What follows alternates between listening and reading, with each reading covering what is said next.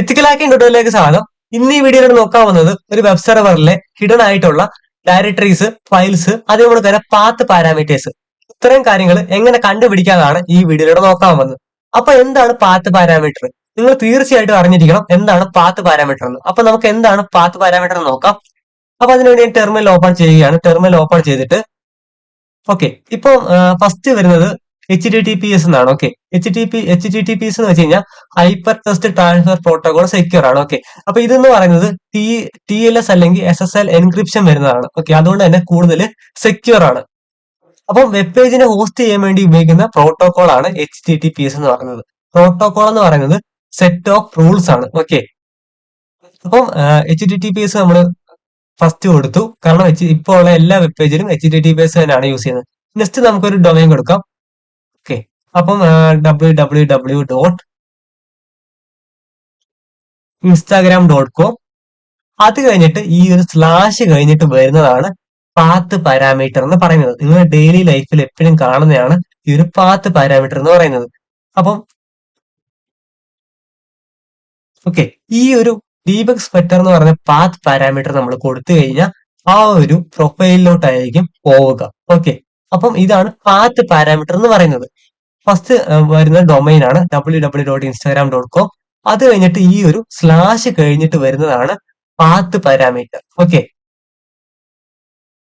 ഈ ഒരു path parameter strict ആണ്. ഓക്കെ, നമ്മൾ കൊടുത്തെങ്കിൽ മാത്രമേ ആ ഒരു റൗട്ടിലോട്ട് നമുക്ക് ആക്സസ് കിട്ടത്തുള്ളൂ. ഓക്കെ, ഇപ്പൊ ഞാനിവിടെ www.instagram.com എന്ന് കൊടുത്തു കഴിഞ്ഞാൽ ഇൻസ്റ്റാഗ്രാം മാത്രമേ ഓപ്പൺ ആവത്തുള്ളൂ. ഓക്കെ, അതേപോലെ തന്നെ ഈ ഒരു path parameter slash debug spector എന്ന് കൊടുത്തു കഴിഞ്ഞാൽ ആ ഒരു ഇൻസ്റ്റാഗ്രാം പ്രൊഫൈല് ഓപ്പൺ ആവും. ഓക്കെ, അപ്പൊ അതാണ് പാത്ത് പാരാമീറ്റർ എന്ന് പറയുന്നത്. ഈ ഒരു സ്ലാഷ് കഴിഞ്ഞിട്ട് വരുന്നതാണ് പാത്ത് പാരാമീറ്റർ. ഇനി എന്താണ് ഞാൻ ക്വറി പാരാമീറ്ററോട് ജസ്റ്റ് പറഞ്ഞുതരാം എന്താണെന്ന്. അപ്പൊ ക്വറി പാരാമീറ്റർ എന്ന് പറയുന്നത് ഓപ്ഷണൽ ആണ്. ഓക്കെ, വേണേ കൊടുത്താൽ മതി. ഓക്കെ, വേണേ കൊടുത്താൽ മതി. അപ്പൊ ക്വസ്റ്റ്യൻ മാർക്ക് കൊടുത്തിട്ട് നെയിം ഈസ് ഈക്വൽ ടു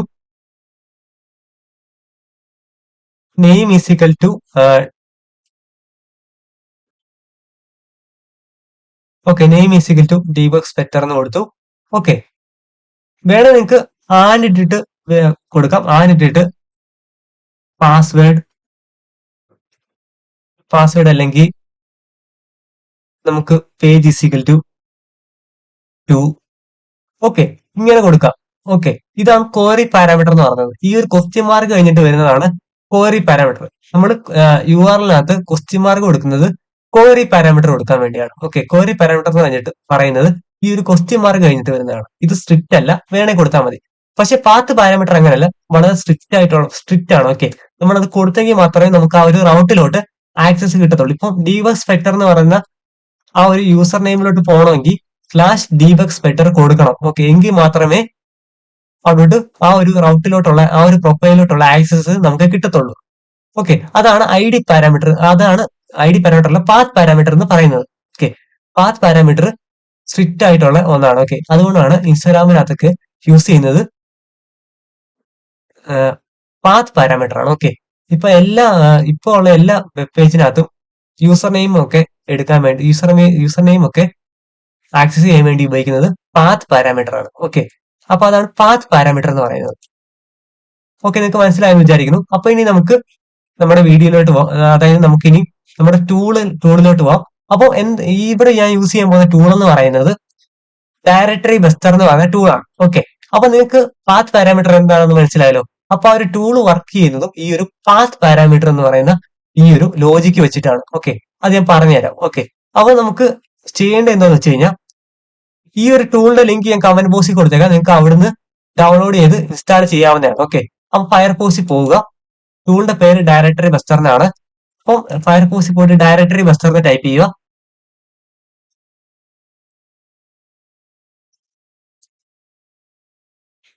അപ്പൊ സെക്കൻഡ് കിടക്കുന്നതാണ് directory buster is A GUI based Python tool എന്ന് പറഞ്ഞിട്ട് അത് ക്ലിക്ക് ചെയ്യുക. അപ്പൊ ഇവിടെ നിങ്ങൾക്ക് കാണാൻ പറ്റും കോഡിന്റെ ഒരു ഓപ്ഷൻ ഉണ്ട്. ഓക്കെ, കോഡ് എന്ന് പറഞ്ഞിട്ട് ഒരു ഗ്രീൻ ബട്ടൺ കാണാൻ പറ്റും. അത് ക്ലിക്ക് ചെയ്യുക. അപ്പൊ copy URL to clipboard എന്ന് പറയുന്ന ഓപ്ഷൻ ഉണ്ട് റൈറ്റിൽ, അത് ക്ലിക്ക് ചെയ്യുക. ഓക്കെ, എത്രയേ ഉള്ളൂ. ഇനി നമുക്ക് ചെയ്യേണ്ടത് ഡെസ്ക്ടോപ്പിലോട്ട് പോവാം.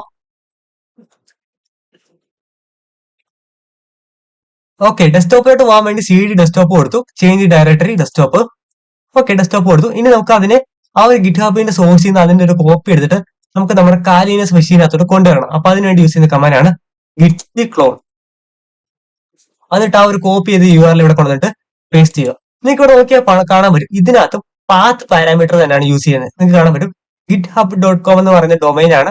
അതിനായിട്ട് ഈ സ്ലാഷ് കഴിഞ്ഞിട്ട് വരുന്ന ഈ രണ്ടെണ്ണം, അത് രണ്ടും പാത്ത് പാരാമീറ്റർ ആണ്. ഓക്കെ, പാത്ത് പാരാമീറ്റർ ആണ്. ഓക്കെ ഓക്കെ, ക്ലോൺ ആയിട്ടുണ്ട്. എൽ എസ് കൊടുത്തു കഴിഞ്ഞാൽ നിങ്ങൾക്ക് കാണാൻ പറ്റും ഡയറക്ടറി വെസ്റ്റർ എന്ന് പറയുന്ന ഒരു ഡയറക്ടറി വന്നിട്ടുണ്ട്. നമുക്ക് അതിനുള്ളിലോട്ട് പോവാം.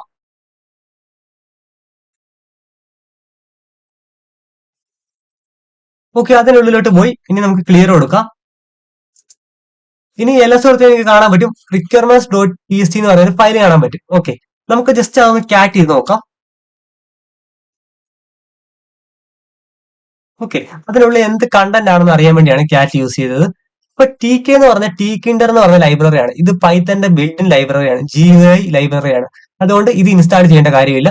പിന്നെ റിക്വസ്റ്റ് എന്ന് പറയുന്നതും പൈത്തന്റെ ബിൽഡിൻ ലൈബ്രറിയാണ്. അതും ഇൻസ്റ്റാൾ ചെയ്യേണ്ട കാര്യമില്ല. പിന്നെ വെബ് ബ്രൗസർ എന്ന് പറയുന്നതും ബിൽഡിൻ ലൈബ്രറിയാണ്. അതും ഇൻസ്റ്റാൾ ചെയ്യേണ്ട കാര്യമില്ല. ഓക്കെ, ഇത് മൂന്നും നമ്മുടെ കാലിനസിനകത്തും പാരറ്റോസിനകത്തും ആൾറെഡി ഉള്ളതാണ്. ഓക്കെ, അതുകൊണ്ട് ഇത് ഇൻസ്റ്റാൾ ചെയ്യേണ്ട കാര്യമില്ല. അപ്പൊ നമുക്ക് ബാക്കിയുള്ള പ്രൊസീജിയറിലോട്ട് പോവാം. അപ്പൊ നമുക്കിനി ഇതിനുള്ളിൽ മറ്റൊരു ഡയറക്ടറി ഉണ്ട്. ഓക്കെ, അതിനുള്ളിലോട്ട് പോവാം.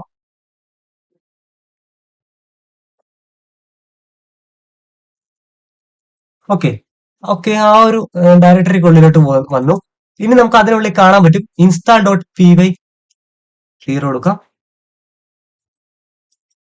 എല്ലാ സുഹൃത്തും നിങ്ങൾക്ക് കാണാൻ പറ്റും ഇൻസ്റ്റാൾ ഡോട്ട് പി വൈ എന്ന് പറയുന്ന സ്ക്രിപ്റ്റ് കാണാൻ പറ്റും. അപ്പൊ ഇതാണ് ഇൻസ്റ്റാൾ ചെയ്യാൻ വേണ്ടിയാണ് സ്ക്രിപ്റ്റ്. അപ്പൊ അത് റൺ ചെയ്യാൻ വേണ്ടി നമ്മൾ സുഡോ കൊടുക്കണം. സുഡോ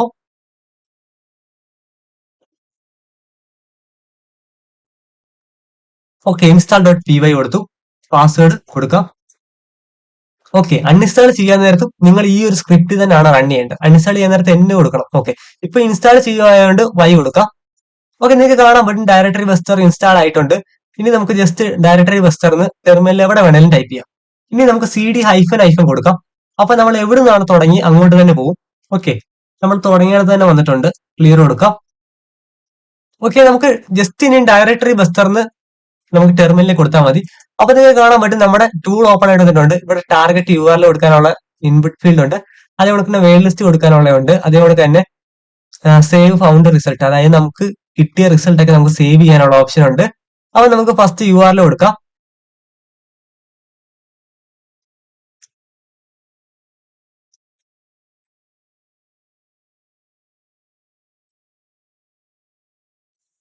ഓക്കെ, നമ്മൾ ആ ഒരു URL കൊടുത്തു. ഇനി നമുക്ക് ഇത് വെയിൽ ലിസ്റ്റ് ചെക്ക് ചെയ്യാം. വെയിൽ ലിസ്റ്റ് നമുക്ക് വേണം. ഓക്കെ, വെയിൽ ലിസ്റ്റ് എടുക്കാൻ വേണ്ടി നമുക്ക് യൂസർ ഷെയർ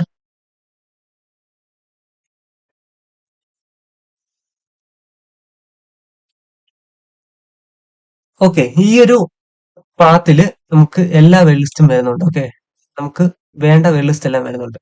അപ്പൊ ഞാനിവിടെ സ്മാൾ ഡോട്ട് TSC എന്ന് പറഞ്ഞ ഒരു വെയിൽ ലിസ്റ്റ് ആണ് സെലക്ട് ചെയ്തേക്കുന്നത്.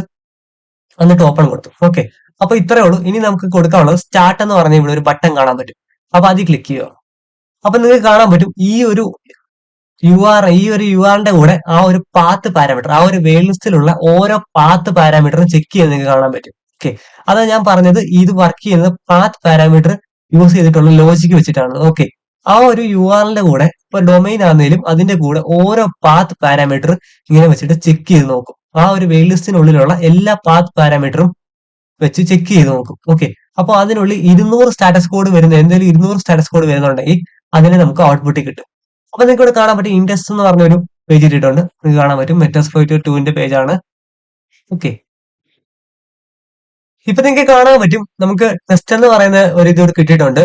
അപ്പൊ ടെസ്റ്റ് എന്ന് പറഞ്ഞ ഇത് നമ്മൾ ജസ്റ്റ് ആ ഒരു URL നമ്മൾ ജസ്റ്റ് ഒന്ന് ക്ലിക്ക് ചെയ്താൽ മതി. അപ്പൊ ആ ഒരു പേജിലോട്ട് പോകുന്നതായിരിക്കും. അപ്പൊ ഇവിടെ കാണാൻ പറ്റും ജസ്റ്റ് എന്ന് പറഞ്ഞിട്ട് അത് ക്ലിക്ക് ചെയ്യുമ്പോൾ നമുക്ക് അവിടെ കാണാൻ പറ്റും പേരന്റ് ഡയറക്ടറി എന്ന് പറഞ്ഞ നെയിം ഉള്ള ഒരു ഇത് ലേബൽ കാണാൻ പറ്റും. അതേപോലെ തന്നെ ടെസ്റ്റ് ഔട്ട്പുട്ട് എന്ന് പറഞ്ഞ ഒരു ഡയറക്ടറി നമുക്ക് കിട്ടിയിട്ടുണ്ട്. ഓക്കെ, അപ്പൊ ഒരു ഡയറക്ടറിക്കുള്ളിൽ ഒരു ഫയലുണ്ട്. അപ്പൊ നമുക്ക് ഒരു ഡയറക്ടറി കിട്ടി. നെക്സ്റ്റ് നമുക്ക് എന്താ നോക്കാം. അപ്പൊ നെക്സ്റ്റ് നമുക്ക് ടിക്കി എന്ന് പറഞ്ഞ ഒരു ഇത് കിട്ടിയിട്ടുണ്ട്. അപ്പൊ അതിനകത്തും readme dot TST, licence dot TST അങ്ങനെയുള്ള ഫയലൊക്കെ കിട്ടിയിട്ടുണ്ട്.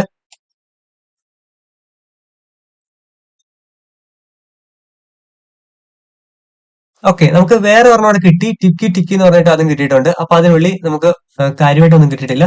അപ്പൊ ഇതെങ്ങനെ വർക്ക് ചെയ്യുന്നത് വെച്ച് കഴിഞ്ഞാൽ ഈ ഒരു URL കൂടെ ഇത് ഓരോ പാത്ത് പാരാമീറ്റർ വെച്ചിട്ട് ചെക്ക് ചെയ്യും. അപ്പൊ ഏതാണ് 200 സ്റ്റാറ്റസ് കോഡ് വരുന്നുണ്ടോ നോക്കും. അപ്പൊ 200 സ്റ്റാറ്റസ് കോഡ് വരുന്നുണ്ടെങ്കിൽ ആ ഒരു പാത്ത് പാരാമീറ്റർ അവിടെ യൂസ് ചെയ്യുന്നുണ്ടെന്നാണ് അതിനർത്ഥം. ഓക്കെ, അപ്പൊ അവിടെ ആ ഒരു പാത്ത് പാരാമീറ്ററിനുള്ളിൽ എന്തെങ്കിലും ഡയറക്ടറീസോ ഫയൽസോ എന്തെങ്കിലും കാണും. ഓക്കെ, അതാണ് ഇതിന്റെ ലോജിക് എന്ന് പറയുന്നത്. ഓക്കെ, അപ്പൊ നമുക്കത് സ്റ്റോപ്പ് ചെയ്യാം. അപ്പൊ നിങ്ങൾക്ക് ഇത് ടെസ്റ്റ് ചെയ്ത് നോക്കാവുന്നതാണ്. ഈ ഒരു ടൂളിന്റെ ലിങ്ക് ഞാൻ കമന്റ് ബോക്സിൽ കൊടുത്തേക്കാം. നിങ്ങൾക്ക് അവിടെ നിന്ന് ഡൗൺലോഡ് ചെയ്ത് ഇൻസ്റ്റാൾ ചെയ്ത് ചെക്ക് ചെയ്ത് നോക്കാവുന്നതാണ്. ഓക്കെ.